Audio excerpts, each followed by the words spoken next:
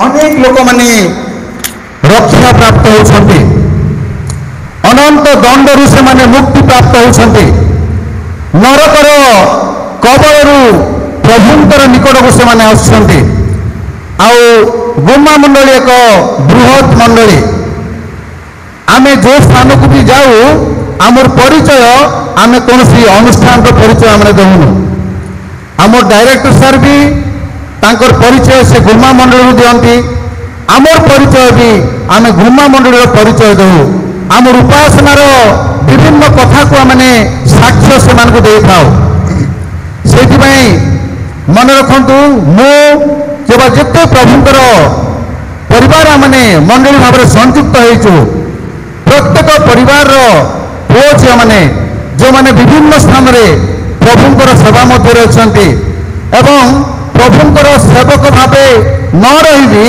विभिन्न कार्य माध्यम प्रभुंर मंडल को वृद्धि कर निमंते दैनंदिन मैंने प्रार्थना कर आवश्यकता रही आज मंडली मत सुजोग देता हेतु पुणी थे मो मंडली को धन्यवाद देवा सहित आपण मान निकट में ठिया मुझे योग्य नुह आज भी मंडली में ए प्रकार व्यक्ति विशेष अच्छा आम मंडली में जो मानकर निकट में प्रभुंर वाक्य अति निबिड़ भाव में संयुक्त अच्छी से माने प्रभुंर वाक्य को सुंदर भाव में व्याख्या करि बुझाई पारती कहि पारती आज मत से प्रकार लोक मंडली अच्छा आउ से मैंने सम्मान देवार आवश्यकता रही कारण गोटे पीढ़ी पर आउ गोटे पीढ़ी परिवर्तन हुए आउ से परिवर्तन समय आमे प्रत्येक ईश्वर भक्त लोक मान को सम्मान देवार आवश्यकता रही आ प्रभु को मु बहुत धन्यवाद दिए जे आम मंडली को प्रभु एत प्रेम करती जे आउ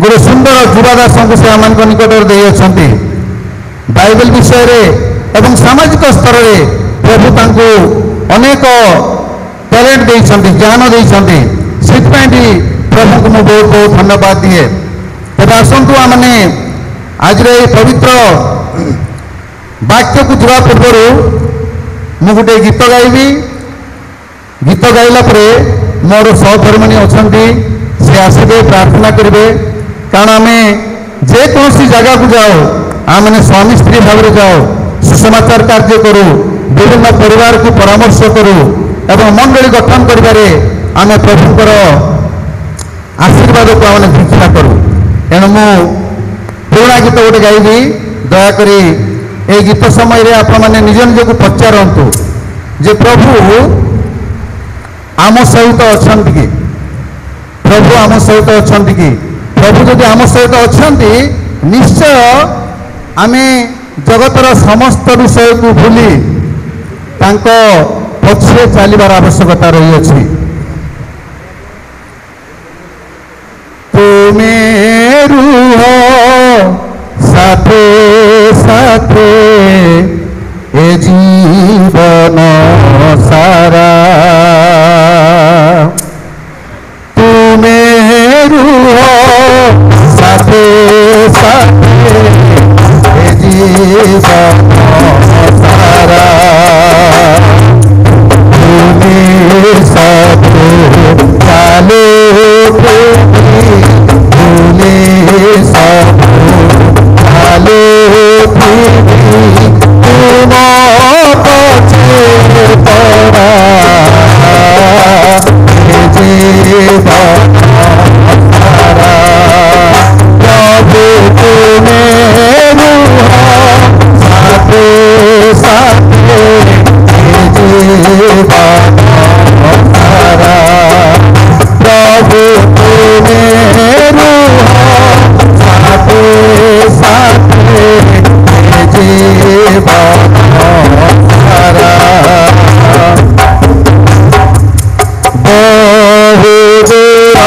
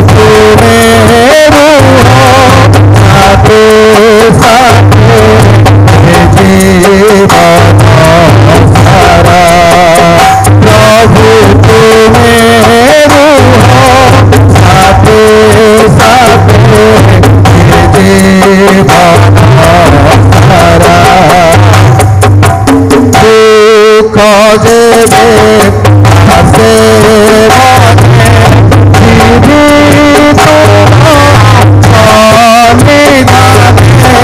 দুঃখ যেবে আসে মনে জীবিত সন্নিধানে তুমি যাবে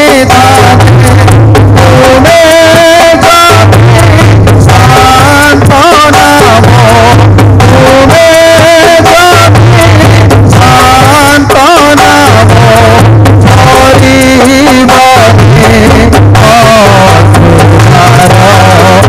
অসুধার জীবন সারা প্রভু তুমি রূহ সাথে সাথে জীবন সারা প্রভু তুমি রূহ সাথে সাথে জীবন সারা ভুলে সব আলো দেবে ভুলে সব আলো দেবে তোমার পথে ধরা জীবন সারা প্রভু তুমি সাথে সাথে জীবন সারা। এই সময় মু অনুরোধ করবি মোর সহধর্মিণী আসবে সে পদে প্রার্থনা করবে তারপরে আমি প্রভুর বাক্য মধ্যে বুঝবা।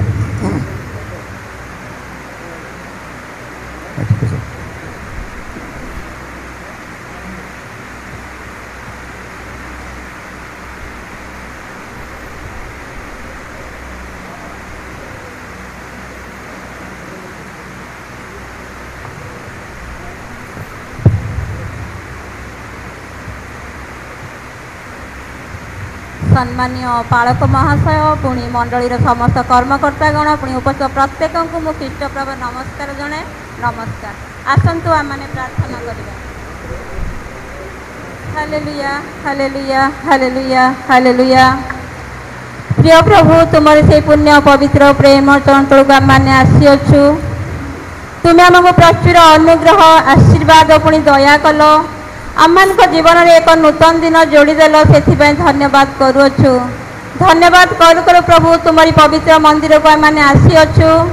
प्रभु तुम आज प्रभु आशीर्वाद कर एक स्वतंत्र आशीर्वाद दियो प्रभु जो आशीर्वाद तुमरी ठारू आसी थाए जगतर आशीर्वाद प्रभु आम आवश्यक किंतु निहाती भाव में प्रभु आत्मिक आशीर्वाद आम जीवन में आशीर्वाद युक्त होगा आवश्यक।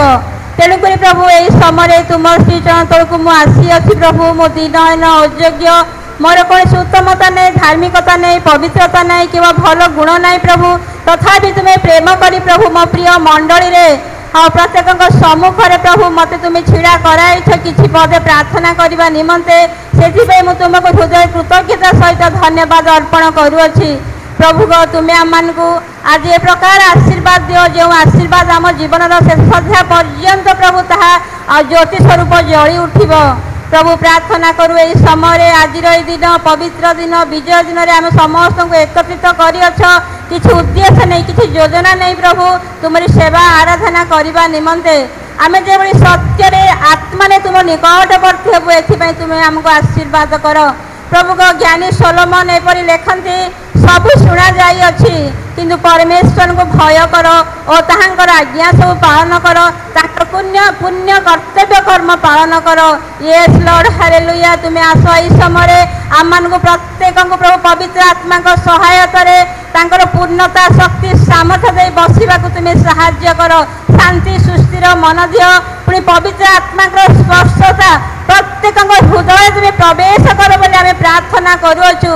प्रभु से दिन पेंटिकस्ट पर्व दिन जो पवित्र आत्मा पूर्ण होते प्रभु हे कपट रूपी मोहर परमेश्वर हे पवित्र आत्मा रूपी मोहर परमेश्वर तुम्हें आस प्रभु यही समय विद्यमान हो प्रत्येक हृदय विराजमान हो प्रत्येक को प्रभु तुम्हें स्पर्शता दियो तुम्हारी पूर्णता दियो तुम्हारे शक्ति सामर्थ्य दे प्रत्येक को शांति सुखरे बसी प्रभु तुमरी प्रभु आज्ञा को तुमरी प्रभु आदेश को शुणिया साहाय्य कर प्रभु तुम प्रिय दास को तुम्हें आज छिड़ा कराई अछ प्रभु तांको मुखरे तुम्हें कथा कह तुम्हें सर्वांगीन तांको अधिकार कर नियंत्रणाधीन कर तांको मुख दे प्रभु तुम सत्य वाक्य को तुम्हें उद्गार कर जो वाक्य की प्रभु आज आम को प्रभु प्रभावित कर जो वाक्य द्वारा प्रभु आम मन परिवर्तन हम जो वाक्य द्वारा प्रभु आम स्वर्ग सहित कनेक्ट हेबू से प्रकार तुम्हें आशीर्वाद कर यीशु नाम आम प्रार्थना करुछु बापा हे पवित्र आत्मा परमेश्वर यही चारि चतुर्थी प्रभु तुम्हारी से आत्मा को प्रभु तुम्हें ढाई दियो बोले प्रभु निवेदन करुछु गुहारी करुछु बापा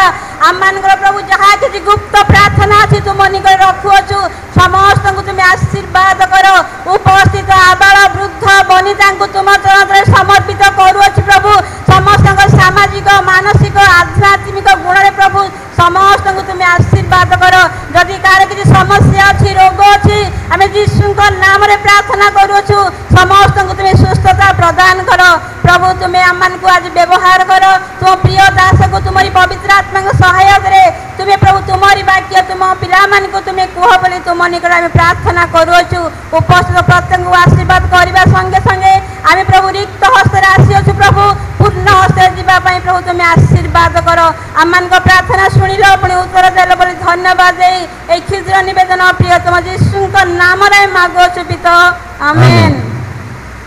बहुत बहुत धन्यवाद प्रभु आपको आशीर्वाद करंतु तेरे प्रिय मंडली प्रभुंकर रक्तरे कृत तांकर संतान संतति मानू मोर गोटे प्रश्न आपण मान हृदय आपण मैंने अनुभव कर प्रभुंकर उपस्थिति ये अच्छे बोले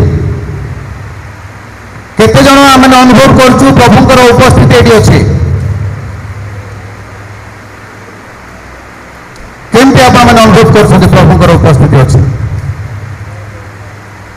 प्रभुंकर वाक्य कहे जो जगह 2 कि 3 जन उपस्थित सेठार मु विद्यमान ठीक अच्छे किंतु एठी प्रभुंकर उपस्थिति अच्छी आपण मैंने केमती अनुभव कर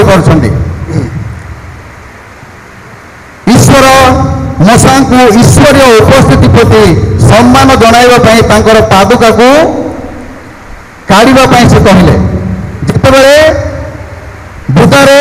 बुदारे निया जाऊँगी आई स्थान को मशा जाऊँगी ईश्वर कौन कहले मशा को तुम पादुका को कौन कर बाहर कर कारण कौन पर बाहर करने कहले से पवित्र स्थान मन रखु मोर प्रिय भाई भाई मैंने आम ईश्वर आम हृदय बास करने चाहते सेटा भी ठीक किंतु जिते मैंने प्रभुंकर सहभागिता मध्य को आसू से समय आम हृदय समस्त प्रकार विषय को आम बाहर करने पड़ो जो मैंने बाहर न करी आमे कहवा प्रभुंकर उपस्थिति ये अच्छी आमे जानूँ शैतान भी अच्छी एवं ईश्वर शक्ति भी अच्छी तेरे ईश्वर उपस्थिति आम जीवन पाप को आम कौन करने पड़ो बाहर करने पड़ो ईश्वर जमती से दिन मशा को कहले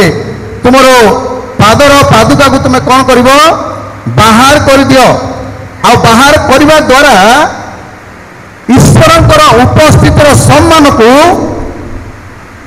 मशा से दिन बुझी पारे एवं तांकर पवित्रता को से कौन कर स्वीकार कर ईश्वर उपस्थितिर पवित्रता आम को कौन करने पड़ो आम नम्र जीवन रे स्वीकार करने पड़ो कहीं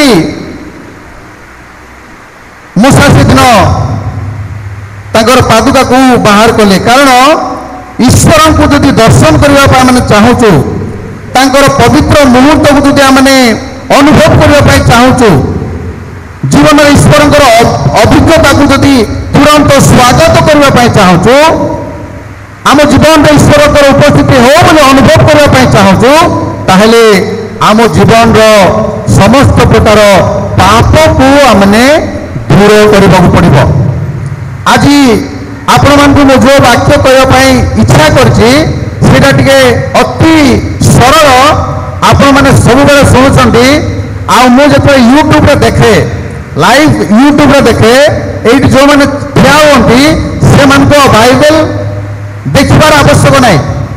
ଏଇଠି ଅଛନ୍ତି ପ୍ରଭୁଙ୍କର ମାନେ ପ୍ରାଚୀନ ଦାସମାନେ ବାଇବେଲକୁ ସେମାନେ ଦେଖନ୍ତି ନାହିଁ, ପ୍ରଭୁଙ୍କର ବାକ୍ୟକୁ ସେମାନେ ଘୋଷଣା କରନ୍ତି। ତେବେ ବାଇବେଲ ଅନୁଯାୟୀ ଖ୍ରୀଷ୍ଟିଆନ ଜୀବନ ହେଉଛି ପବିତ୍ରୀକରଣର ଏକ ନିରନ୍ତର ଯାତ୍ରା। ମନେ ରଖନ୍ତୁ, ବାଇବେଲ ବା ଈଶ୍ୱର ଆମମାନଙ୍କୁ ଏ କଥା କହନ୍ତି ଯେ ଖ୍ରୀଷ୍ଟିଆନ ଜୀବନରେ ଆମେ ଆମର ଯେମିତି ଆମେ ଗୋଟେ ସ୍ଥାନକୁ ଆଉ ଗୋଟେ ସ୍ଥାନକୁ ଯାତ୍ରା କରୁଛୁ, ଆମର ବିଶ୍ୱାସ ହେଉଛି ଆମକୁ ପବିତ୍ର କରିବା ନିମନ୍ତେ ନିରନ୍ତର ଏକ ଯାତ୍ରା ସଦୃଶ, ଯେଉଁଥିରେ ବିଶ୍ୱାସରେ ନିରନ୍ତର ବୃଦ୍ଧି ହେବାକୁ ପଡ଼ିବ, ପବିତ୍ର ଆତ୍ମାଙ୍କ ମାଧ୍ୟମରେ ପରିବର୍ତ୍ତନ ହେବାକୁ ପଡ଼ିବ ଏବଂ ପବିତ୍ର ଏବଂ ଧାର୍ମିକତାର ଜୀବନ ଅନୁସନ୍ଧାନ କରିବାକୁ ପଡ଼ିବ, ତାକୁ ଅନ୍ତର୍ଭୁକ୍ତ କରିବାକୁ ପଡ଼ିବ। এই যে ଆମେ ଯେଉଁ ପ୍ରତିଦିନ ଆସୁଛୁ, ମାନେ ବାଇବେଲ ପଢୁଛୁ, ପ୍ରାର୍ଥନା କରୁଛୁ, ସହଭାଗିତା ମଧ୍ୟକୁ ଆସୁଛୁ, ସବୁ ବିଷୟ ଠିକ ଅଛି, କିନ୍ତୁ ବିଶ୍ୱାସର ଯାତ୍ରାରେ ପବିତ୍ର ହେବା ନିମନ୍ତେ ଏଇଟା ପ୍ରତିଦିନ ମାନଙ୍କର ନିରନ୍ତର ବୃଦ୍ଧି କରିବାର ଆବଶ୍ୟକତା ରହିଛି। ଆଉ এই ସବୁ ବିଶ୍ୱାସମୟ ଯାତ୍ରାରେ ବେଳେବେଳେ କ'ଣ ଆସେ, এই ପ୍ରକ୍ରିୟାରେ ବେଳେବେଳେ ପରୀକ୍ଷା ମାଧ୍ୟମରେ ଧୈର୍ଯ୍ୟ, ଖ୍ରୀଷ୍ଟଙ୍କ ସହିତ ଏକ ଗଭୀର ସମ୍ପର୍କ ଏବଂ ଜଗତ ପ୍ରତି ପରମେଶ୍ୱରଙ୍କର ଚରିତ୍ରକୁ ପ୍ରତିଫଳିତ କରିବାକୁ ପଡ଼ିବ। এই ଜଗତକୁ ଈଶ୍ୱରଙ୍କର ଦାସମାନେ କ'ଣ କୁହନ୍ତି, ଏଇଟା ହେଉଛି ଅଭିଳାଷର ଜଗତ, ପାପର ଜଗତ। ସେଇ ବିଷୟ ଆଜି ଆମେ ଶିଖିବା ପାଇଁ ଯିବା। ତେବେ ବିଶ୍ୱାସ ଏକ ସ୍ଥିର ଏବଂ ପଦଯାତ୍ରା ସହିତ କ'ଣ ଚିହ୍ନିତ ଅଟେ। ବିଶ୍ୱାସ ଯେବେ ପର୍ଯ୍ୟନ୍ତ ଆମମାନଙ୍କର ଅସ୍ଥିର ହେଉଥିବ, ତେବେ ପର୍ଯ୍ୟନ୍ତ ଆମେ ପ୍ରଭୁଙ୍କ ଠାରେ ନିବିଡ଼ ସମ୍ପର୍କ ସ୍ଥାପନ କରିପାରିବା ନାହିଁ। ଅନେକ ଉଦାହରଣ, ଜ୍ୱଳନ୍ତ ଉଦାହରଣ ଅଛି। କାରଣ ଯେତେବେଳେ ପ୍ରଭୁ ଯୀଶୁ ସେ ନୌକାରେ ଶୋଇଛନ୍ତି, ଆଉ ନୌକାରେ ଶୋଇବା ପୂର୍ବରୁ ପ୍ରଭୁ ଯୀଶୁ ସେ ଶିକ୍ଷା ଦେଉଥିଲେ, ଶିକ୍ଷା ଦେବା ସମୟରେ ଶିଷ୍ୟମାନଙ୍କୁ କହିଲେ, ଆସ ଆମେ ଆର ପାରିକୁ ଯିବା। ଶିଷ୍ୟମାନଙ୍କୁ ସେଇ ଯେଉଁ ପୁସ୍ତକରେ ଅନେକ ଗୁଡ଼ାଏ ଆଶ୍ଚର୍ଯ୍ୟ କାର୍ଯ୍ୟ ପ୍ରଭୁ ଯୀଶୁ କରିଛନ୍ତି, ଆଉ ଶିଷ୍ୟମାନେ ତାହା ଦେଖିଛନ୍ତି। କିନ୍ତୁ ଶିଷ୍ୟମାନଙ୍କୁ ପ୍ରଭୁ ଯୀଶୁ କହିଲେ, ଆସ ଆର ପାରିକୁ ଯିବା। ଆଉ ସେ ମଧ୍ୟରେ କ'ଣ ହେଇଛି, ଝଡ଼ ହେଇଛି। ସେ ମଧ୍ୟରେ ସମୁଦ୍ରରେ ଅନେକ ପ୍ରକାର ପରିସ୍ଥିତି ଆସିଛି। ଆଉ ଶିଷ୍ୟମାନେ ଜାଣିଛନ୍ତି ଏଇଠି ପ୍ରଭୁ ଯୀଶୁ ଅଛନ୍ତି, କିନ୍ତୁ ସେମାନେ ପ୍ରଭୁ ଯୀଶୁକୁ କ'ଣ କହୁଛନ୍ତି, ହେ ଗୁରୁ ଆମେ ମଲୁ। ତାର ଅର୍ଥ କ'ଣ, ସେମାନେ କ'ଣ ଯୀଶୁଙ୍କର ସହିତ ନଥିଲେ କି, ଯୀଶୁଙ୍କର ଆଶ୍ଚର୍ଯ୍ୟ କାର୍ଯ୍ୟ ଦେଖିନଥିଲେ କି, ଦେଖିଥିଲେ। ଆମେ ବି ବାଇବେଲ ପଢୁଛୁ, ପ୍ରତିଦିନ ବାଇବେଲ ପଢୁଛୁ, ପ୍ରତିଦିନ ପ୍ରାର୍ଥନା କରୁଛୁ, କିନ୍ତୁ ଆମର ବିଶ୍ୱାସ ସ୍ଥିର ନୁହଁ, ଆମର ବିଶ୍ୱାସ ବୃଦ୍ଧି ନୁହଁ। ସେଇଥିପାଇଁ ଯୀଶୁ ଯେତେବେଳେ ଶିଷ୍ୟମାନଙ୍କୁ କହିଲେ ଯେ ତୁମେ ଯାଅ, ଆଉ ମୁଁ ଯେମିତି ଆଶ୍ଚର୍ଯ୍ୟ କାର୍ଯ୍ୟ କରୁଛି ତୁମେ ବି କର, ଲୁକ 17 ଅଧ୍ୟାୟରେ ଲେଖା ଅଛି। ଆଉ ଶିଷ୍ୟମାନେ ଯୀଶୁଙ୍କ ନିକଟକୁ ଆସି କ'ଣ କହୁଛନ୍ତି, ପ୍ରଭୁ ଆମର ବିଶ୍ୱାସ ଟିକେ ବଢ଼େଇ ଦିଅନ୍ତୁ ପ୍ରଭୁ, ଆମେ ଆପଣଙ୍କ ପରି ଆଶ୍ଚର୍ଯ୍ୟ କାର୍ଯ୍ୟ କରିପାରୁନୁ। ମୋର ପ୍ରିୟ ଭାଇ ଭଉଣୀମାନେ, ଖ୍ରୀଷ୍ଟିଆନ ଜୀବନରେ ଯଦି ଆମର ବିଶ୍ୱାସକୁ ଆମେ ବୃଦ୍ଧି କରିବା ନାହିଁ, ପ୍ରଭୁଙ୍କର ସହିତ ନିବିଡ଼ ସମ୍ପର୍କ ସ୍ଥାପନ କରିବା ନାହିଁ, ତାହେଲେ ଆମର ବିଶ୍ୱାସ କ'ଣ, ଅସ୍ଥିର ବିଶ୍ୱାସ। ଜଣେ ଖ୍ରୀଷ୍ଟିଆନ ବିଶ୍ୱାସୀ ନିଜେ ଉଦ୍ଧାର ପାଇ ଅନ୍ୟକୁ ଉଦ୍ଧାର କରିବାର ଜୀବନ ହେଉଛି ଖ୍ରୀଷ୍ଟଙ୍କର ଜଣେ ବିଶ୍ୱାସୀର ଜୀବନ। କାରଣ କ'ଣ, ଅବ୍ରାହମକୁ ଯେତେବେଳେ ପରମେଶ୍ୱର ଆହ୍ୱାନ କଲେ, ଅବ୍ରାହମକୁ ଆହ୍ୱାନ କଲା ପରେ ଅବ୍ରାହମଙ୍କ ଜୀବନରେ ଅନେକ ପ୍ରକାର ମାନେ ସମସ୍ୟା ଆସିଲା। ଆଉ ତାଙ୍କର ପୁତୁରା ଲୋଟଙ୍କର ଗାଁରେ, କୋଉ ଗାଁ ସେଟା, ଲୋଟ କୋଉଠି ଥିଲେ, କୋଉ ଜାଗାରେ, ସେଇଠି ଯେତେବେଳେ ପାପ ବୃଦ୍ଧି ପାଇଲା, ଆଉ ସେଇ ସହରକୁ ନଗରକୁ ଈଶ୍ୱର ଧ୍ୱଂସ କରିବା ପାଇଁ ଯାଉଛନ୍ତି, ସେଇ ସମୟରେ ଈଶ୍ୱରଙ୍କର ସହିତ ଅବ୍ରାହମଙ୍କର କଥାବାର୍ତ୍ତା ହେଉଛି। ଅର୍ଥାତ୍ ଅବ୍ରାହମଙ୍କର ମାନେ ଧାର୍ମିକତା ଜୀବନକୁ ଲୋକଙ୍କର ପରିବାର ଉଦ୍ଧାର ପାଉଛନ୍ତି। ଆମେ ନିଜେ ଖ୍ରୀଷ୍ଟିଆନ ବିଶ୍ୱାସୀ ଭାବରେ ନିଜେ ଉଦ୍ଧାର ପାଇବା ପାଇଁ ଚେଷ୍ଟା କରିବାର ଅଛି ଏବଂ ଅନ୍ୟ ଲୋକଙ୍କୁ ଉଦ୍ଧାର କରିବାର ଅଛି। ଅନେକ ଗୁଡ଼ାଏ ଉଦାହରଣ ଅଛି, ଯେଉଁ ଉଦାହରଣ କି ମଶାଙ୍କ ଦ୍ୱାରା ଲକ୍ଷ ଲକ୍ଷ ପ୍ରଜାମାନେ ଉଦ୍ଧାର ପାଇଲେ। ସେ ନିଜେ ଉଦ୍ଧାର ହେଲେ, ସେ ନିଜେ ଈଶ୍ୱରଙ୍କୁ ବିଶ୍ୱାସ କଲେ, ସେ ନିଜେ ଧାର୍ମିକ ଗଣିତ ହେଲେ ଏବଂ ଲକ୍ଷ ଲକ୍ଷ ପ୍ରଜାଙ୍କୁ ସେ କ'ଣ କରୁଛନ୍ତି? ଉଦ୍ଧାର କରୁଛନ୍ତି। ଏବଂ ଯୋସେଫଙ୍କର ଜୀବନରେ ବିଭିନ୍ନ ପ୍ରକାର ସମସ୍ୟା ଥିଲା, ପରୀକ୍ଷା ଥିଲା, ପ୍ରଲୋଭନ ଥିଲା, ଉତ୍ଥାନ ଥିଲା, ପତନ ଥିଲା, କିନ୍ତୁ ଈଶ୍ୱରଙ୍କର ନିକଟରେ ତାଙ୍କର ବିଶ୍ୱାସ ମାନେ ପିଲର ଭଳିଆ, ଯୋଉଟାକି ଝଡ଼ ବର୍ଷା ଅନେକ ପ୍ରକାର ପବନ ଆସିଲେ ବି ଦୋହଲି ପାରିବ ନାହିଁ, ସେ ପ୍ରକାର ବିଶ୍ୱାସ ଯୋସେଫଙ୍କର ଜୀବନରେ ଥିବାରୁ ସେଇ ମିଶର ଦେଶରେ ତାଙ୍କର ଲୋକ ବି ଉଦ୍ଧାର ପାଇଲେ, ତାଙ୍କର ନିଜର ପରିବାର ଦୁର୍ଭିକ୍ଷ ସମୟରେ ରକ୍ଷା ପାଇଲେ। ତେଣୁ ପ୍ରିୟ ଭାଇ ଭଉଣୀମାନେ, ଆମର ବିଶ୍ୱାସକୁ ଆମେ ଅନେକ ସମୟରେ କ'ଣ କରୁ? ଦୁର୍ବଳ ହେଇଯାଉ। ଦୁର୍ବଳ ହେବାର କାରଣ କ'ଣ? ଦୁର୍ବଳ ହେବାର ଅନେକ ଗୁଡ଼ାଏ କାରଣ ଅଛି। ଦୁର୍ବଳ ହେବା ହେତୁ ଆମର ପରିବାରରେ, ଆମର ବ୍ୟକ୍ତିଗତ ଜୀବନରେ, ଆମର ମଣ୍ଡଳୀରେ ଅଶାନ୍ତି ଆସେ, ଆମର ମନ ସ୍ଥିର ରହେ ନାହିଁ, ଆମେ ସବୁବେଳେ ବିଚଳିତ ହେଉ, ଆମେ ଅନ୍ୟ ଲୋକକୁ ଉତ୍ସାହିତ କରିପାରୁନୁ, ଆମେ ଅନ୍ୟ ଲୋକକୁ ସମାଦର କରିପାରୁନୁ, ଆମେ ଅନ୍ୟ ଲୋକକୁ ଖ୍ରୀଷ୍ଟୀୟ ପ୍ରେମରେ ଆମେ କ'ଣ କରିପାରୁନୁ? ତାଙ୍କର ଜୀବନକୁ ଆମେ ଜୟଯୁକ୍ତ କରିପାରୁନୁ। ତେଣୁ ଆଜି ଆମେ ଯେତେବେଳେ ଈଶ୍ୱରଙ୍କର ନିକଟକୁ ଆସୁଛୁ, ମଣ୍ଡଳୀର ସ୍ୱଭାବ ପ୍ରଭୁ ଯୀଶୁ ଖ୍ରୀଷ୍ଟଙ୍କ ସଦୃଶ ପବିତ୍ର ହେବାର ଆବଶ୍ୟକତା ରହିଛି। କାହିଁକି? ପ୍ରଭୁ ଯୀଶୁ ବି ପବିତ୍ର, ଈଶ୍ୱର ବି ପବିତ୍ର, ପବିତ୍ର ଆତ୍ମା ବି ପବିତ୍ର।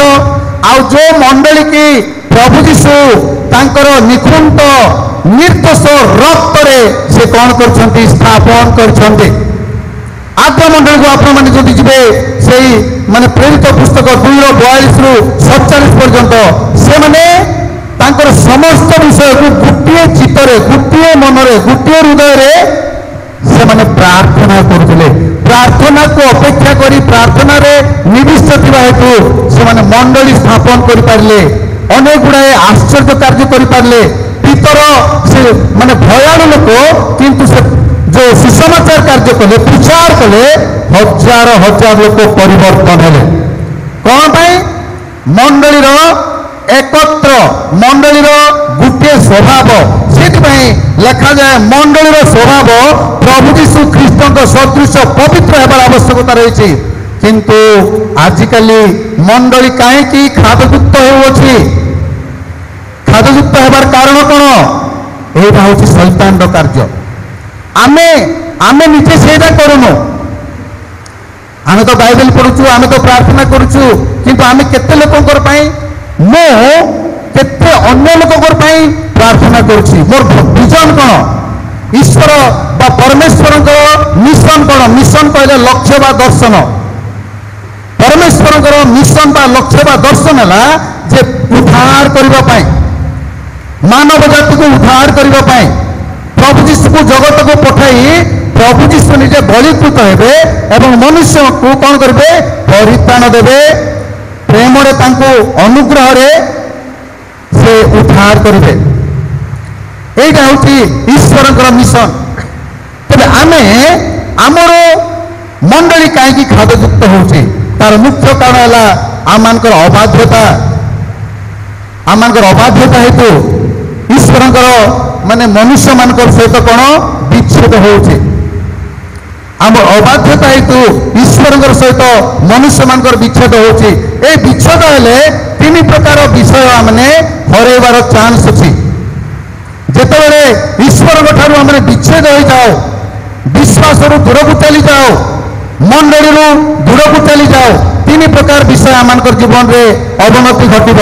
ସେଇଟା ହେଉଛି ଆମେ ପବିତ୍ରତାର ସହଭାଗିତା ପାଇପାରିବ ନାହିଁ। କାହାର ସହିତ? ଈଶ୍ୱରଙ୍କର ସହିତ ସହଭାଗିତା ପାଇପାରିବ ନାହିଁ।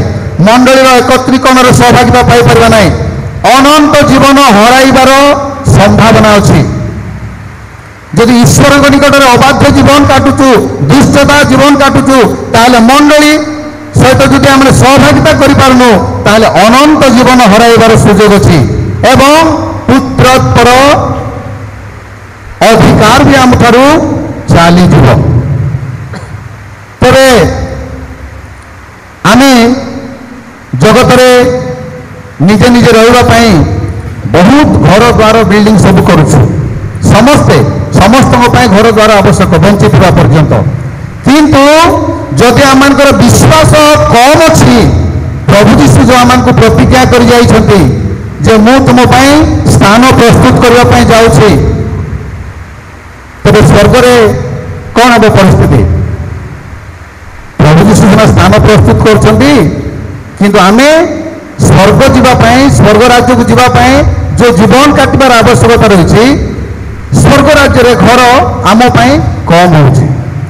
ଜଗତରେ ଘର ଆମେ ବନାଉଛୁ ଠିକ୍ ଅଛି, କିନ୍ତୁ ସ୍ୱର୍ଗ ରାଜ୍ୟରେ ଆମ ପାଇଁ ଈଶ୍ୱର ନିଜେ ଯେଉଁ ଗୃହ ନିର୍ମାଣ କରିବା ପାଇଁ ପ୍ରତିଜ୍ଞା କରି ଯାଇଛନ୍ତି ସେଇଟା କମ୍। ସେଇଥିପାଇଁ ଆସନ୍ତୁ ଆମମାନେ ଆଜିର ବାକ୍ୟ ମଧ୍ୟକୁ ଯିବା ପୂର୍ବରୁ ଗୀତ ସହିତ 102 ପଦରେ ଲେଖା ଅଛି, ଆନନ୍ଦରେ ସଦା ପ୍ରଭୁଙ୍କର ସେବା କର। ଆମେ ଯେତେବେଳେ ପ୍ରଭୁଙ୍କର ସେବା କାର୍ଯ୍ୟ କରୁଛୁ, ଆମେ ଆମମାନଙ୍କ ହୃଦୟରେ କେତେ ଆନନ୍ଦ ଅଛି। এইটি আমি যেতে জন বসিছে আজি এই সময়ে ଆମ ହୃଦୟରେ କେତେ ଆନନ୍ଦ ଅଛି। ପ୍ରଭୁଙ୍କର ସେବା ପାଇଁ ଆମେ ଆସିଛୁ, ପ୍ରଭୁଙ୍କର ମନ୍ଦିରକୁ ଆସିଛୁ, ପ୍ରଭୁଙ୍କର ଉପାସନାକୁ ଆସିଛୁ, ତ କେତେ ଆନନ୍ଦ ମନରେ ଆସିଛୁ। ନା ଆମମାନଙ୍କର କିଛି ଅହଙ୍କାର ଅଛି, ନା କିଛି ଆମେ ଅନ୍ୟ ଲୋକଙ୍କ ବିରୁଦ୍ଧରେ ଅଛୁ, ନା ଆମେ ଆଉ କାହା କାହାକୁ ମାନେ ତାର ଷଡ଼ଯନ୍ତ୍ର ଆମେ କରୁଛୁ। ଈଶ୍ୱରଙ୍କର ସେବା କରିବାର ପ୍ରଥମ ବିଷୟ ହେଉଛି ଆନନ୍ଦରେ ଈଶ୍ୱରଙ୍କର ସେବା କର। ମୋର ପ୍ରିୟ ଭାଇ ଭଉଣୀମାନେ, ଆମେ ଯଦି ଆନନ୍ଦରେ ଈଶ୍ୱରଙ୍କର ସେବା କରିବା ନାହିଁ ତାହେଲେ ସେବାର କୌଣସି ମୂଲ୍ୟ ନାହିଁ। ଏବଂ ଦ୍ୱିତୀୟ ବିବରଣୀ ତାର 10:12 ଲେଖା ଅଛି, ଈଶ୍ୱରଙ୍କୁ କ'ଣ କରିବ? ତୁମେ ଭୟ କରିବ, ତାଙ୍କର ପଥରେ ଚାଲିବ, ତାଙ୍କୁ ତୁମେ ପ୍ରେମ କରିବ, ସମସ୍ତ ଅନ୍ତଃକରଣ ଦେଇ ତାଙ୍କୁ ସେବା କରିବ, ସମସ୍ତ ପ୍ରାଣ ସହିତ ସଦା ପ୍ରଭୁ ପରମେଶ୍ୱରଙ୍କର ସେବା କରିବ। ଖାଲି ମାନେ ବାହିକ କଥାବାର୍ତ୍ତା ଦ୍ୱାରା ନୁହଁ, ଆମର ବ୍ୟବହାର ଦ୍ୱାରା ନୁହଁ, ଆମର ଶରୀର, ମନ, ପ୍ରାଣ, ଆତ୍ମା ସବୁରେ ଆମେ କ'ଣ କରିବାକୁ ପଡ଼ିବ? ଈଶ୍ୱରଙ୍କୁ ସେବା କରିବାକୁ ପଡ଼ିବ। ଏଭି ତାର 3:12-14 ଟିକେ ଦୟାକରି କୌଣସି ଭାଇ କିମ୍ବା ଭଉଣୀ ପାଠ କରିଦେବେ।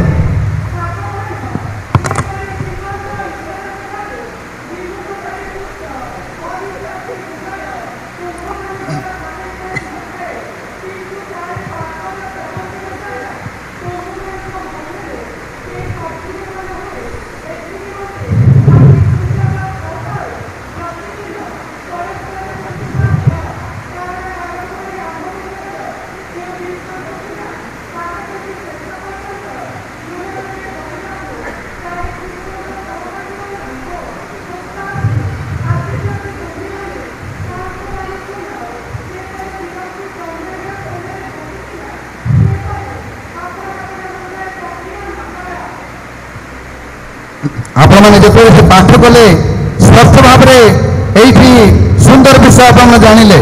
ସେ ଲେଖା ଅଛି, କାରଣ ଆରମ୍ଭରେ ଆମମାନଙ୍କର ଯେଉଁ ବିଶ୍ୱାସ ଥିଲା ତାହା ଯଦି ଶେଷ ପର୍ଯ୍ୟନ୍ତ ଦୃଢ଼ ରୂପେ ଧରି ରଖୁ ତାହେଲେ ଖ୍ରୀଷ୍ଟଙ୍କ ସହଭାଗିତା ହୋଇ ରହିବ। ଗୁଡ଼ାଏ ବିଷୟଟି ଅଛି। ତାର ଅର୍ଥ ଉପଯୁକ୍ତ ମାନେ ତାର ଶୀର୍ଷକ ହେଉଛି, ଆମେ ଯଦି ପାପ ଅବାଧ୍ୟତା ବିରୁଦ୍ଧରେ ଈଶ୍ୱରଙ୍କର ଚେତାବନୀ ହେଉଛି ପରସ୍ପରକୁ କ'ଣ କରିବ? ଉତ୍ସାହ ଦେବାକୁ ପଡ଼ିବ। ଉତ୍ସାହ ଦେବାର ଆବଶ୍ୟକତା ରହିଛି। ଏବଂ ଯେଉଁ କଠିନ ହୃଦୟ ମାନଙ୍କର ଅଛି, ଯେଉଁ କଠିନ ହୃଦୟରେ ଶୈତାନ ରାଜତ୍ୱ କରୁଛନ୍ତି, ସେଇ କଠିନ ହୃଦୟକୁ କ'ଣ କରିବାକୁ ପଡ଼ିବ? ସେଇଠୁ ଆମେ କୋମଳ ହେବାକୁ ପଡ଼ିବ। ଆମ ହୃଦୟକୁ ଆମେ କୋମଳ କରିବାକୁ ପଡ଼ିବ ଏବଂ ପ୍ରତିଦିନ ପରସ୍ପରକୁ ଉତ୍ସାହିତ କରି ବିଶ୍ୱାସରେ ଦୃଢ଼ ଭାବରେ ଖ୍ରୀଷ୍ଟଙ୍କର ସହଭାଗିତାରେ ବୃଦ୍ଧି ସାଧନ ହେବାକୁ ପଡ଼ିବ। এইটা ଆମକୁ ଈଶ୍ୱରଙ୍କର ବାକ୍ୟ ସ୍ପଷ୍ଟ ଭାବରେ ପ୍ରମାଣ ଦିଏ।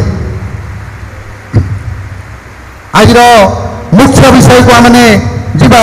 ଖ୍ରୀଷ୍ଟ ଖ୍ରୀଷ୍ଟିଆନ ଜୀବନ କିମ୍ବା ହୃଦୟରେ ଦ୍ୱୈତ ଅଧିକାର ପାଇଁ କୌଣସି ସ୍ଥାନ ନାହିଁ।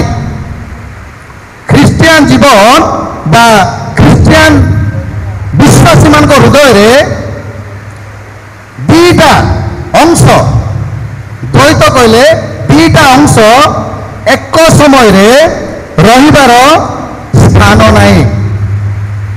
ଆଉ ସେଇଟା ହୁଏତ ଆମମାନଙ୍କର ଜୀବନରେ ବେଶୀ ରହୁଛି। ଆମେ ପ୍ରାର୍ଥନା କରୁଛୁ, ବାଇବେଲ ପଢୁଛୁ, ଉପାସନାକୁ ଆସୁଛୁ, ବିଭିନ୍ନ ପ୍ରକାର ପଦପଦବୀରେ ଆମେ ଅଛି, କିନ୍ତୁ ବାକ୍ୟରେ ବହୁତ ସୁନ୍ଦର ଭାବରେ ଲେଖାଯାଇଛି ଖ୍ରୀଷ୍ଟିଆନ ଜୀବନ କିମ୍ବା ହୃଦୟରେ ଦ୍ୱୈତ ଅଧିକାର ପାଇଁ କୌଣସି ସ୍ଥାନ ନାହିଁ। ପ୍ରଥମ ଯୋହନ ତାର 2:15-17 ଦୟାକରି ପାଠ କରିଦିଅନ୍ତୁ।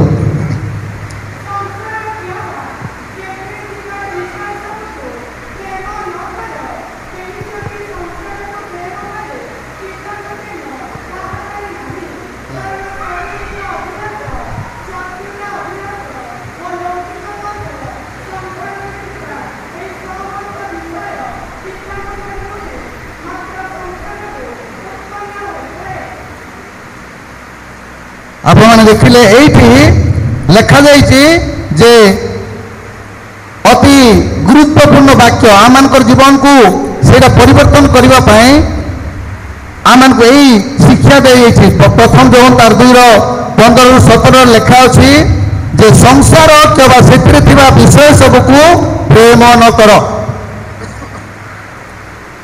କେହି ଯଦି ସଂସାରକୁ ପ୍ରେମ କରେ ପିତାଙ୍କର ପ୍ରେମ ତାହାଙ୍କ ଠାରେ ନାହିଁ। ମୋର ପ୍ରିୟ ଭାଇ ଭଉଣୀ ମାନେ, ଏ ସଂସାର ବା ଜଗତକୁ ଈଶ୍ୱର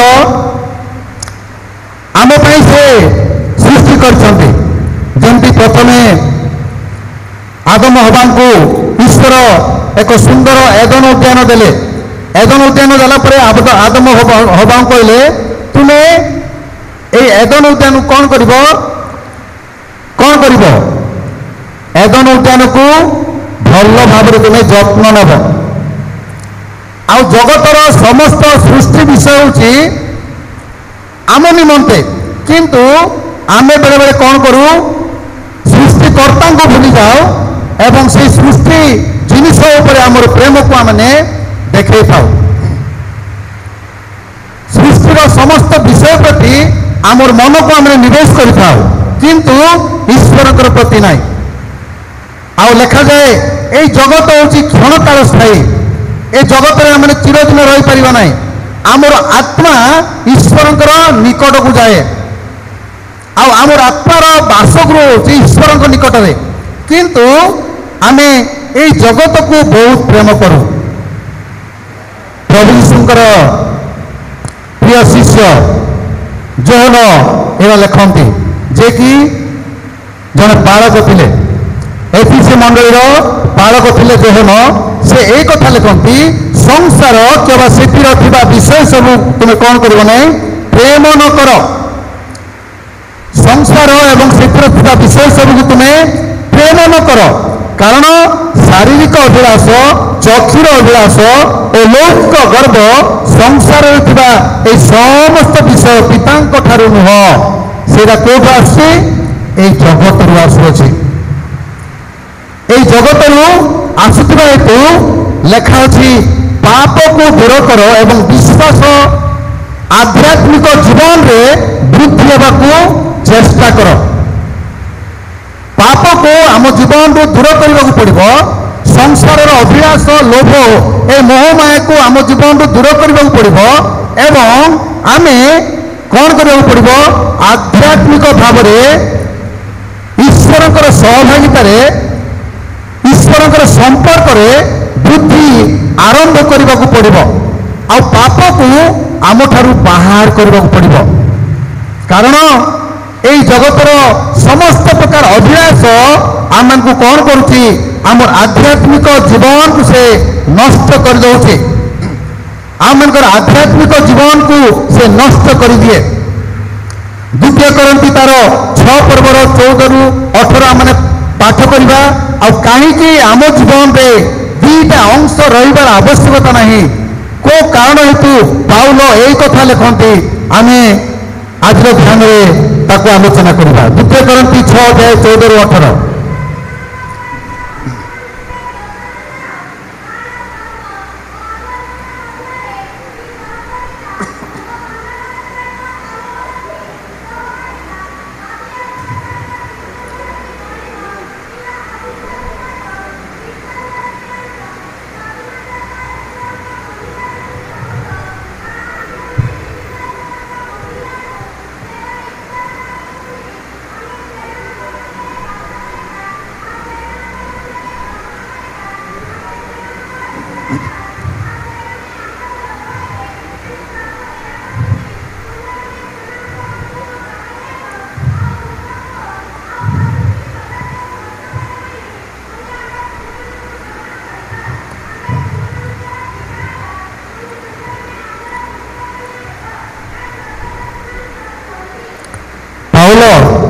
ए करंती मंडली को से जो मैकोदोनिया रे थिले, मैकोदोनिया रे थिबा समय रे करंती मंडली एवं मैकोदोनिया पाखापाखि 250 माइल अटे। आ से मैकोदोनिया रे पाउल ए कथा करंती मंडली लोक मान से लिखती। से कौन लिखती जे अविश्वासी मान सहित असमान रूपे तुम्हें जोचा न जाओ। जो मैंने अविश्वासी, जो मैंने प्रभु जीशु को जानी ना से सहित तुम्हें जोचा न जाओ। कारण धर्म और अधर्म मध्य कि सहभागिता अच्छी, धर्म एवं अधर्म मध्य कि सहभागिता अच्छी, अंधार सहित आलोकर कि सहभागिता अच्छी, बिलियार सहित ख्रीष्टर कि मिलन। बिलियार कहले मोर प्रिय भाई बहन मैंने तार प्रकृत अर्थ होची दुष्ट, पापिष्ट, मूल्यहीन। से हिब्रू भाषा लिखा जाए बिलियार अर्थ होची दुष्ट, पापिष्ट एवं मूल्यहीन। ए दुष्ट, पापिष्ट, मूल्यहीन लोक मान सहित तुम्हें समान भाव में जोचा न जाओ। माने तार अर्थ होची जो मैंने प्रभु जीशु को जानी ना से सहित मैंने समान भाव में जोचा जीवार आवश्यकता नहीं। कारण ये लेखा होची कौन ना अनेक समय आम जीवन आमने चुक्ति करूँ, अनेक समय आमने आम जीवन रे सालिश करूँ। यही जो कार्य भी मुझे करी एवं ईश्वर आराधना मध्य को भी मुझे मंदतार भी मोर जीवन को काटि एवं ईश्वर वाक्य को भी मुझे ध्यान करी। जगतर सांसारिक अभिलाष भी मोर जीवन को मुझे काटि कि ईश्वर सहभागिता को मुझे जावाई चेष्टा करी। किंतु जो सालिश करवा जीवन, एग्रीमेंट जीवन, पार्टनरशिप जीवन, भागीदारी जीवन, ये जो ख्रीष्ट विश्वासी मान सहित सेटा संपर्क नुह। से मूसा को एवं हारण को जिते फारो से 4टी स्तर माने देश में पूजा करने कहले, आराधना करने कहले। किंतु मूसा एवं हारण से माने संपूर्ण रूपे मना कले, से माने सालिश कले नहीं जीवन को, माने इस्राएल लोक मानू। आम जो देखा यात्रा तार 8:25 पद लिखा अच्छी जे फारो मूसा और हारण को डकाई कहले तुम्हें मैंने जा देश मध्य तुम मान परमेश्वर उद्देश्य बलिदान कर। यात्रा 8:25 लिखा अच्छी। ये फारो मूसा एवं हारण कहते जे तुम लोक मान तुम्हें नेब देश में कौन कर बलिदान कर। किंतु ईश्वर मूसा एवं हारण कहते जे तुम्हें इस्राएल लोक मान मिस्र देश तुम्हें कौन कर ना से अन्य देश को तुम्हें नवा पड़ो। किंतु फारो से कृतदास भाव में रखी ये 4टी चुक्ति से करछंती। प्रथम चुक्ति होची जे तुम्हें जाई देश मध्य तुम परमेश्वर उद्देश्य बलिदान कर। किंतु फारोंकर कथार से समय मूसा एवं हारण से चुक्ति नाम से राजी हेले ना, सालिश कले ना। एवं द्वितीय विषय यात्रा 8:28 पुणी थे फारो कहले आम्बे तुम जावाक देवा, तुम मैंने प्रांतर को जाई अपना सदा प्रभु परमेश्वर को उद्देश्य बलिदान कर, मात्र बहु दूर को जाओ ना। ईश्वर इच्छा अच्छी जे से କିଣାନ ଦେଶକୁ ନେବା ପାଇଁ, କିନ୍ତୁ ଫାରୋ ସେମାନଙ୍କୁ ସେ ମିଶର ଦେଶରେ ରଖି ତାଙ୍କୁ ଆରାଧନା କରିବା ପାଇଁ କହୁଛନ୍ତି। ଏବଂ ତୃତୀୟ ବିଷୟ ସେ ଯାତ୍ରା 10:11 ଲେଖା ଅଛି ଯେ ଏପରି ହେବ ନାହିଁ, ତୁମମାନେ ଯେତେ ପୁରୁଷ ଅଛ ଯାଅ ସଦାପ୍ରଭୁଙ୍କର ସେବା କର, କାରଣ ଏହା ହିଁ ତୁମମାନେ ଚାହଁ। ସେ ପ୍ରଥମେ କହିଲେ ଯେ ତୁମମାନେ ଦେଶ ମଧ୍ୟରେ ଈଶ୍ୱରଙ୍କର ଉଦ୍ଦେଶ୍ୟରେ ବଳିଦାନ କର, ଏବଂ ଦ୍ୱିତୀୟରେ କହୁଛନ୍ତି ଯେ ତୁମେ ବହୁ ଦୂରକୁ ଯାଅ ନାହିଁ, ଏ ଦେଶ ମଧ୍ୟରେ ପ୍ରାର୍ଥନା କର। ତୃତୀୟରେ କହୁଛନ୍ତି ତୁମେ ଖାଲି ତୁମର ପୁରୁଷମାନଙ୍କୁ ନେଇକରି ଉପାସନା କର, ଏବଂ ଚତୁର୍ଥ ବିଷୟ କହୁଛନ୍ତି ଯେ ତୁମମାନେ ପ୍ରଭୁଙ୍କ ସେବା କରିବାକୁ ଯାଅ, କେବଳ ତୁମମାନଙ୍କର ବେଶୀ ଫଳ ଥାଆନ୍ତୁ, ତୁମମାନେ ବାଳକ ମାନଙ୍କୁ ବି ନେଇଯାଅ, ତୁମର ପୁଅ ଝିଅ ସ୍ତ୍ରୀକୁ ନିଅ, କିନ୍ତୁ ତୁମର ଗୋରୁ ଗାଈ ମେଷ ରହୁ। ଅର୍ଥାତ୍ এইটি আমি দেখুছু যে ফারো যেতবে মোসা এবং হারণ কৌଛନ୍ତି তুমি এই দেশরে হি ঈশ্বরଙ୍କର আরাধনা কর, কিন্তু সেই সময়ের মিশর দেশ এক পাপপূর্ণ দেশ ଥିଲା। মিশর দেশরে ফারো রাজা ଆଉ এই ইসরাଏଲ ଲୋକମାନଙ୍କୁ ଏତେ ବିରକ୍ତ କରୁଥିଲେ, ଏତେ ଦଣ୍ଡ ଦେଉଥିଲେ ଯେ ସେମାନେ କ୍ରନ୍ଦନ କରୁଥିଲେ, ସେଇଠୁ ଉଦ୍ଧାର ପାଇବା ପାଇଁ ସେମାନେ କ୍ରନ୍ଦନ କରୁଥିଲେ। ଆଉ ତାଙ୍କର କ୍ରନ୍ଦନ ଶୁଣି ଈଶ୍ୱର ନିଜେ ଆସି ମୋସା ଏବଂ ହାରଣଙ୍କୁ ସେ କ'ଣ କରୁଛନ୍ତି, ସେ ଲୋକମାନଙ୍କୁ ଉଦ୍ଧାର କରିବା ପାଇଁ ପରାମର୍ଶ କରୁଛନ୍ତି। ଆଉ ମୋସା 4 ଥର ସେଇ ଫାରୋଙ୍କର ନିକଟରେ ସେଇ କଥାକୁ ସେ ଅଗ୍ରାହ୍ୟ କଲେ, ସେ ସାଲିସ କଲେ ନାହିଁ। ଫାରୋ ତାଙ୍କ ଦେଶରେ ଈଶ୍ୱରଙ୍କୁ ଆରାଧନା କରିବା ପାଇଁ କହିଲେ, କିନ୍ତୁ ସେ ସାଲିସ କଲେ ନାହିଁ। ଆଉ ସେଇଥିପାଇଁ 10ଟି ଦଣ୍ଡ ମୋସାଙ୍କର ସେଇ ମାନେ ଫାରୋଙ୍କର ରାଜ୍ୟରେ ପ୍ରବେଶ ହେଲା। 10ଟି ଦଣ୍ଡ, ମିଶର ଦେଶରେ 10ଟି ଦଣ୍ଡ ଆସିଲେ ବି ଫାରୋଙ୍କର ହୃଦୟ କଠିନ ହେଉଥିଲା। ଆଜି ଆମମାନଙ୍କର ଜୀବନକୁ ଆମେ ପରୀକ୍ଷା କରିବା, ଆମେ କ'ଣ ବିଶ୍ୱାସୀ ହେଇକରି ଅବିଶ୍ୱାସୀ ମାନଙ୍କର ପରି ଜୀବନ ଆମେ କାଟୁଛୁ କି? ଆମମାନଙ୍କର ହୃଦୟ କ'ଣ କଠିନ ଅଛି କି? ଆମେ ନମ୍ର ଅଛୁ କି? ପ୍ରଭୁ ଆମମାନଙ୍କର ଜୀବନରେ ସେ ନିଜେ ରାଜତ୍ୱ କରୁଛନ୍ତି କି? ମଣ୍ଡଳୀର ବିଶ୍ୱାସୀ ମାନଙ୍କର ଜୀବନରେ ଈଶ୍ୱରଙ୍କର ରାଜତ୍ୱ ଅଛି କି? ନା ଆଉ କୌଣସି ଶକ୍ତିର ରାଜତ୍ୱ ଆମ ଜୀବନରେ ଚାଲିଛି? এই 4ଟି ବିଷୟକୁ ମୋସା ଏବଂ ହାରଣ ସମ୍ପୂର୍ଣ୍ଣ ଭାବରେ ଅଗ୍ରାହ୍ୟ କରୁଥିଲେ, କାରଣ ସେମାନେ ଜାଣିଛନ୍ତି ଯେ ମିଶର ଦେଶରେ ଯେତେବେଳେ ଈଶ୍ୱରଙ୍କର ଆରାଧନା କରାଯିବ, ସେଇ ମିଶରର ଲୋକମାନେ ଏମାନଙ୍କୁ କେବେ ବି ଛାଡ଼ିବେ ନାହିଁ, ବହୁତ ହଇରାଣ କରିବେ। ସେଥିପାଇଁ ସେମାନେ ତାକୁ ସାଲିସ କଲେ ନାହିଁ।